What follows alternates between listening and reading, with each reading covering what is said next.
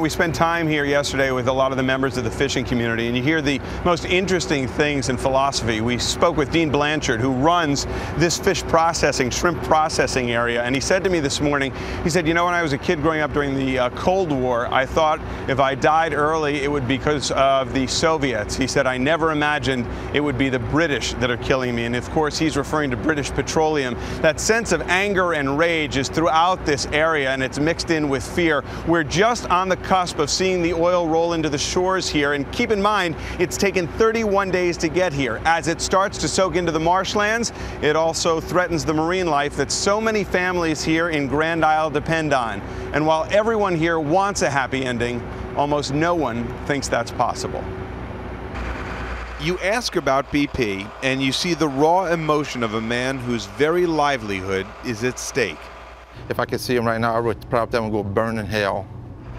Floyd and Julie Lasseinge have been combing the Gulf for shrimp, oysters, and crabs for 30 years. How much does this hurt? It kills me.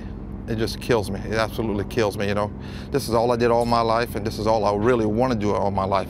But they may not be able to do it much longer. Today their boats are quiet, their nets are stored, and their future is in doubt. What's at stake here? Our livelihood. Everything we own. I mean, everything we own we could lose because we don't have an income right now. In a good year, the Lasseinges could earn upwards of $70,000, the reward for 14-hour days with little rest. Now, with oil killing or contaminating their catch, This is covered with oil. This is covered with oil, correct. their exhaustion comes from sleepless nights filled with worry and heartache. I'm just worried about my daughter's future. My daughter's 14 years old. She wants to go to college, and right now we can't afford to send her to college because financially we can't support her. No one here in Grand Isle is immune from the pain inflicted by this oil spill, not even the children. Are you worried? Oh yeah, I mean, my future is here. I mean, I want to grow up to be a doctor and come back here and like practice and help my community, but is there going to be a community by then? To this town of 1,600, not being able to live off the Gulf isn't just about economics, but about history, culture, and community. The Lasseinge family knows that well. They've been fishing these waters for a century. Fishing's been in your family for how many generations? My brother is the 5th.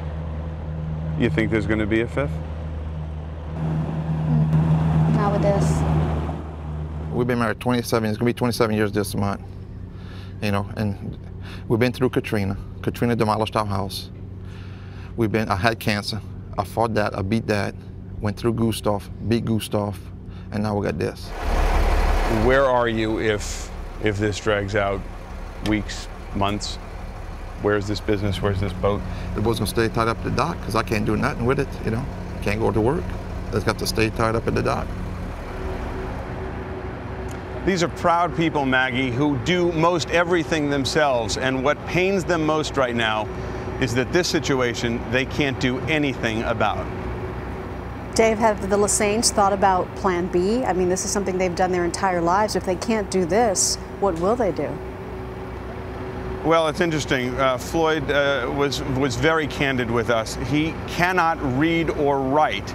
And he said this is all he knows. He does not know if there is a plan B. So he is, quite honestly, paralyzed with fear, not only for himself, but for his daughter and for the next generation and his friends and neighbors here, because this is a community that simply survives on these waters for both fishing, tourism, and a way of life. And what makes it worse, some say, even than Katrina, because the hurricane came and went, but the oil keeps coming and things seem to be getting worse by the day, is to think about how a community like this rebounds from something like this.